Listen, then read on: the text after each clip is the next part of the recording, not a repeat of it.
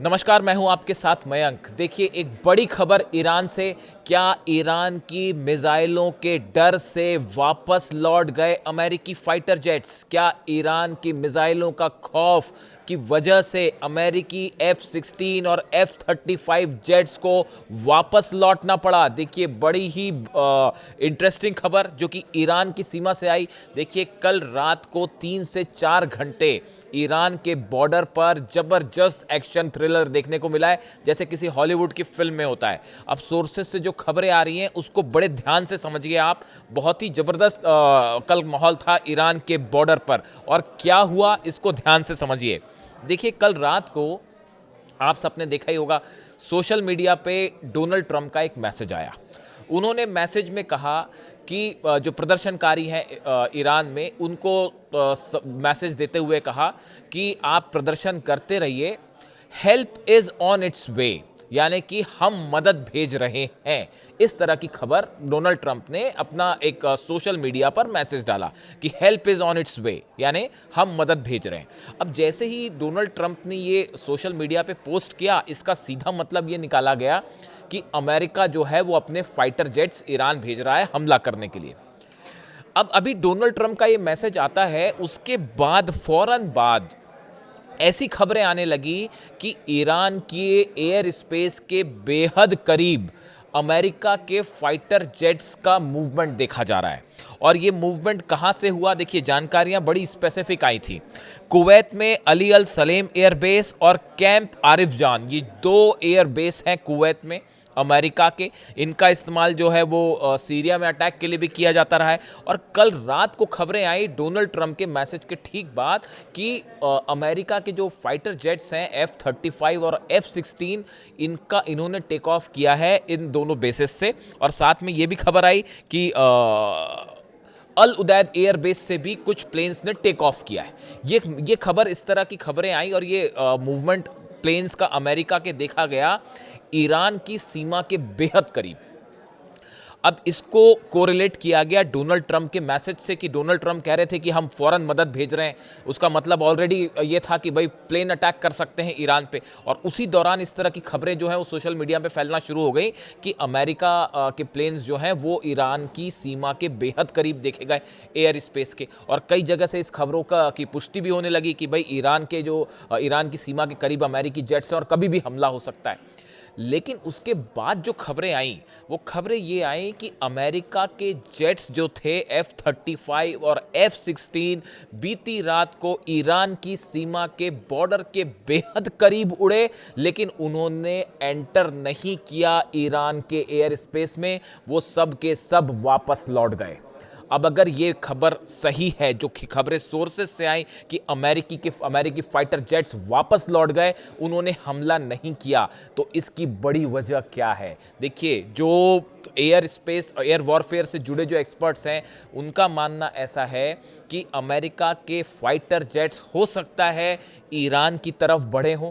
Donald Trump के इस message के बाद कि हेल्प इज़ ऑन इट्स वे, हम मदद भेज रहे हैं, अमेरिकी फाइटर जेट्स ने टेक ऑफ किया हो, वो ईरान की सीमा के करीब गए, लेकिन उन्होंने एंटर नहीं किया ईरान की एयर स्पेस में।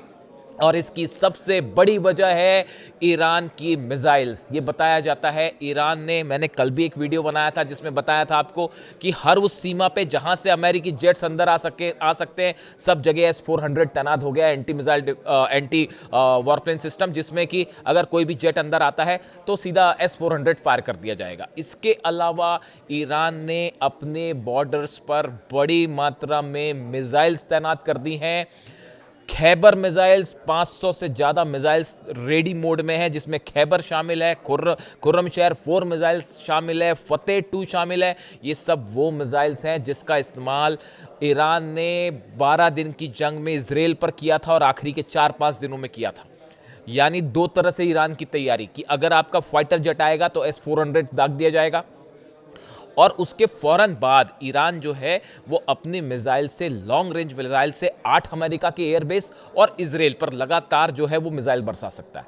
तो अब हुआ क्या? देखिए, अमेरिका के फाइटर जेट्स ने टेक ऑफ किया। वो मूवमेंट है, ये खबर सब जगह है कि अल उदैद एयर बेस पे, कुवैत के दोनों बेस पे, और इराक के भी जो 2 अल असद बेस है, और एयरबिल बेस है, यहाँ पे भी जो है F-16 का बड़ा मूवमेंट है, F-35 जेट्स का भी मूवमेंट है। ये खबरें कल तक थी, लेकिन ये जो विमान, जो अमेरिकी प्लेन्स ने टेक ऑफ किया और ईरान के एयर स्पेस के करीब गए लेकिन क्रॉस नहीं कर पाए, वापस आ गए।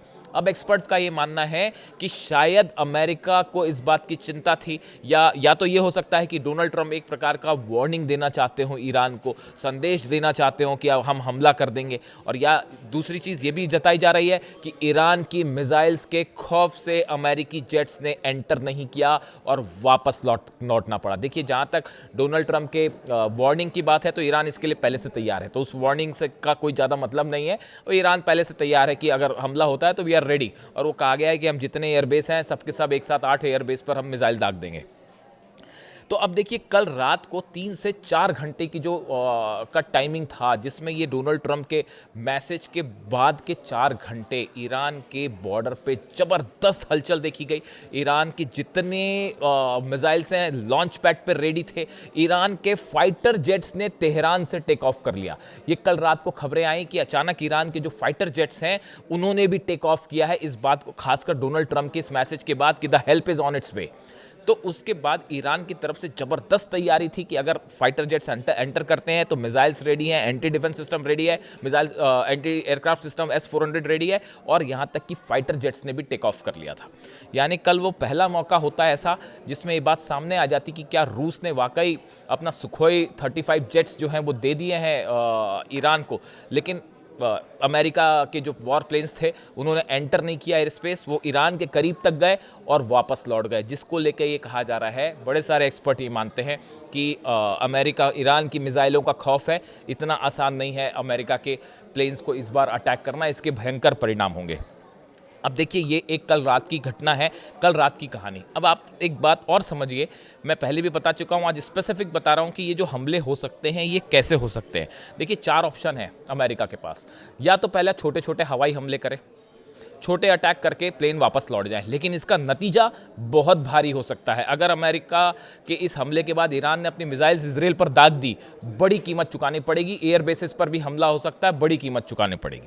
तो इस छोटे हमले की संभावना ना के बराबर है। बड़े हवाई हमले का मतलब है कि लार्ज स्केल पर ईरान के मिलिट्री बेसिस पर, तेहरान में और जो न्यूक्लियर सेंटर्स हैं उन सब पे बड़े पैमाने पर हमले किए जाएं। लेकिन बड़े पैमाने पर हमले करने का नतीजा कल ही देखिए, ये जो रात का पूरा घटनाक्रम हुआ, जो डोनाल्ड ट्रंप का मैसेज आना, help is on its way, उसके बाद ईरान के बॉर्डर पे जो ये तनाव देखा गया एकदम एयर स्पेस को लेकर, ईरान ने अपना एयर स्पेस तो बंद कर ही रखा है। इस बीच पुतिन की तरफ से संदेश आ गया, रूस की तरफ से संदेश आ गया, और तुरंत उनकी तरफ से संदेश आ गया, ईरान पर हमला करने की ज़रूरत मत करना, अपनी हद में रहिए वरना मामला बढ़ जाएगा। ये मैसेज कल रूस की तरफ से दे दिया गया अमेरिका को फ़ौरन, कि अगर आप सोचते हैं कि ये इसको वेनेजुएला समझ के हमला कर लेंगे तो भूल जाइए, अगर आपने हमला किया तो मामला आगे बढ़ जाएगा और अपनी हद में रहिए। ये बात रूस ने साफ साफ कह दी। जो बात मैं बार बार कह रहा था कि इस बार इतना आसान नहीं होगा अमेरिका के लिए हमला करना, रूस और चीन मजबूती से खड़े हैं, वो चीज़ कल रात को हो गई। अब आप देखिए, फ़ौरन ये संदेश आ गया इस पूरे टेंशन के बीच में। यानी ये बात सही साबित होती है जो हम बार बार कह रहे हैं कि रशिया के सैटेलाइट्स, चाइना के सैटेलाइट्स एक एक चीज़ मॉनिटर कर रहे हैं कि ईरान पे कहीं कोई हमला तो नहीं हो रहा। और देखिए, इस सब टेंशन के बीच में तुरंत पुतिन के ऑफिस की तरफ से मैसेज आ गया अमेरिका को, ट्रंप को, कि अपनी हद पे रहिए। ये हुआ। उसके बाद अब तीसरा देखिए, तीसरा ऑप्शन अमेरिका के पास है, साइबर अटैक कर दे। वो डोनाल्ड ट्रंप कह ही रहे हैं, साइबर अटैक से ईरान का कुछ नहीं बिगड़ने वाला, ईरान ने बड़े ऐसे साइबर अटैक देख लिए। और उसके अलावा है कूटनीतिक प्रेशर, दबाव डालिए। ईरान कभी दबाव में आया ही नहीं, अब और क्या दबाव डालेंगे आप, पूरा तो आपने सैंक्शंस लगा ही रखे, स्नैपबैक सैंक्शंस भी लगे हैं, अमेरिका बेस्ड सैंक्शंस लगा रखे हैं। कोई नतीजा हुआ उसका? कोई नतीजा नहीं हुआ। आज भी ईरान अपनी बात पे अड़ा हुआ है और हमेशा ही कायम रहेगा, अपनी बात से कभी नहीं बदलेगा, अमेरिका की शर्तों पर बातचीत नहीं होगी। तो ये अमेरिका की जो रणनीति है 3-4, ये फिलहाल जो है वो सफल होती नहीं दिख रही ईरान को लेके। जो प्रोटेस्ट हो रहा था वो भी कमज़ोर हो गया है। तो अब ये अब सवाल है कि अगर अमेरिका हमले करता है, जो बार बार मेरे कई दर्शक मुझसे पूछ रहे हैं कि अगर हमला होता है तो कैसे हमला होगा। देखिए, तीन जगह है, तीन मेजर रूट्स हैं जहां से अमेरिका हमला कर सकता है ईरान पे। देखिए पहला जो है, जिसको कुछ लोग वेस्टर्न रूट भी कहते हैं कि जिससे हमला हो सकता है, इसमें अल उदैद एयरबेस का इस्तेमाल हो सकता है कतर में जो है, और अल धाफरा जो यूएई का एयरबेस है। अगर पश्चिमी हिस्से से अटैक करता है अमेरिका तो ये दो बेसिस का इस्तेमाल हो सकता है, कतर के अल उदैद बेस का जिस पर F-16 और F-35 का मूवमेंट है और कल भी यहीं से टेक ऑफ हुए थे। यहीं पर B-2 बॉम्बर्स की भी खबर है कि पहुंच चुके हैं।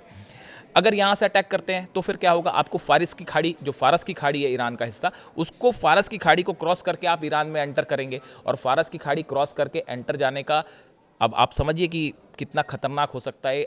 ईरान ने अपनी पूरी ताकत फारस की खाड़ी में झोंक रखी है। ना सिर्फ डिफेंस सिस्टम बल्कि मिसाइल सब कुछ तैनात हैं। ईरान ने अपनी नेवी वॉरशिप सब उतार रखे हैं फारस की खाड़ी में, और खबरें तो ये भी हैं कि माइंस बिछा दिए हैं। अगर अंदर आने की कोशिश हुई तो माइंस भी फट सकती हैं वहाँ पे, समंदर के रास्ते से कोई अटैक होता है तो। यानी वेस्टर्न रूट एक पहला रूट जिससे हमला हो सकता है, लेकिन ये बड़ी चुनौती, हमला करना आसान नहीं है। दूसरा आप पकड़ लीजिए, अगर हम साउथ रूट की, सदर्न रूट की बात करें, अरब सागर में जो जहाज़ है अमेरिका के, जो वॉरशिप्स हैं, यहाँ से अगर टॉमहॉक मिसाइल्स फायर की जाती है तो ऐसी स्थिति में आप ओमान की खाड़ी वाला जो रास्ता है, ओमान की खाड़ी को पार करते हुए जो है वो दक्षिण ईरान में हमला हो सकता है, बंदर अब्बास में या बुशहर को टारगेट किया जा सकता है। ये दक्षिणी रूट है जिससे हमला हो सकता है। तीसरी की बात कर लें, उत्तरी नॉर्थ रूट भी कहते हैं जिसको, उसमें यह है कि भाई इजराइल से सीधा हमला हो जाए, इजराइल की तरफ से एयरक्राफ्ट फ्लाई करें या इजराइल के एयर स्पेस का इस्तेमाल करते हुए अमेरिका हमला करे, या फिर मेडिटेरियन जो सी है वहाँ से अटैक हो। तो ये तीन वो रूट हैं जिस पर हमला हो, जिसके ज़रिए हमला हो सकता है। लेकिन गौर करने वाली बात यह है कि मिडिल ईस्ट में इस समय या इस पूरे इलाके में अमेरिका का कोई भी एयरक्राफ्ट कैरियर मौजूद नहीं है। ये बड़ी खबर है। देखिए अमेरिका ने जब भी बड़ा ऑपरेशन किया किसी भी देश के खिलाफ, उसके आसपास अमेरिका के एयरक्राफ्ट कैरियर जरूर मौजूद होते हैं। पिछली बार जब ईरान पे हमले हुए उस दौरान भी हैरी ट्रूमन मौजूद था और वहाँ पे आसपास मौजूद था, लेकिन इस बार अभी फिलहाल कोई एयरक्राफ्ट कैरियर नहीं है बताया जा रहा है, जो कि अभी वेनेजुएला में ऑपरेशन था तो वहाँ पे लगे हुए थे एयरक्राफ्ट कैरियर। ऐसी सूरत में अमेरिका को अगर बड़ा अटैक करना है, जो अमेरिका के जो अटैक्स हुए हैं उसको लेकर जो एनालाइज करते हैं, उनका कहना है कि जब तक एयरक्राफ्ट कैरियर मिडिल ईस्ट में मूव नहीं करेगा अमेरिका, तब तक ईरान पर हमला नहीं होगा। ऐसी सूरत में ये जो तीनों प्लानिंग्स हैं, जो तीनों रूट पर हमले की प्लानिंग है, ये अभी फिलहाल उतनी सफल होती नहीं दिख रही। और कल रात के जो 4 घंटे का टेंशन था, ट्रंप का message the help is on its way, उसके बाद जो 3-4 घंटे जो ईरान के एयर स्पेस पर भारी जो एक तनाव वाली सिचुएशन थी, और उसके बाद पुतिन का ये कहना कि आप अपनी हद में रहें, ये एक बड़ा संदेश था अमेरिका के लिए। और इसीलिए कहा गया कि ईरान के डिफेंस सिस्टम और मिसाइल्स के सामने अमेरिकी जेट्स को कल वापस लौटना पड़ा। अब इससे जुड़ा जो भी अपडेट होगा आप तक पहुंचाएंगे। ईरान की सीमा पर जो भी अपडेट है लेटेस्ट, या अमेरिका का क्या मूवमेंट है, उसको लेकर जो भी अपडेट होगा आप तक पहुंचाएंगे। Thank you so much.